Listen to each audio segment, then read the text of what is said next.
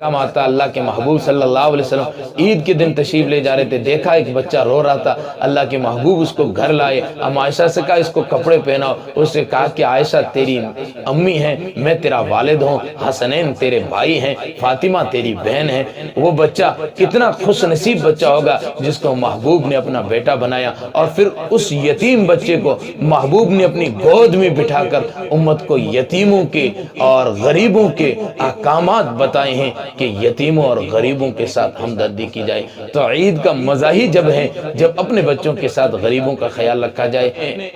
گھر والوں کے ہاں جو آپ اچھے کھانے بنائیں اور گھر والوں کے لیے جو چیزیں لائیں، اپنے پڑوس کے غریبوں کا ضرور خیال رکھا کریں۔ اگر ہمارے گھر میں 10 چیزیں بہترین بن رہی ہے تو کم از کم 4-5 چیزیں ہونا تو یہ چاہیے کہ 10 کی 10 غریبوں کے ساتھ بھی ہمدردی کی جائے، لیکن کم از کم 2-4 چیزیں تو غریبوں کے یہاں بھی بھیجی جائے۔ جس طرح ہمارے بچوں کے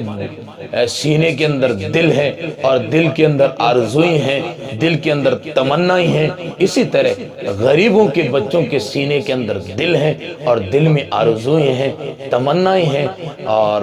وہ سوچتے ہیں کہ کاش کہ ہمارے والد محترم آج ہوتے تو ہمیں یہ سب چیزیں دلواتے، جیسا کہ حدیث مبارک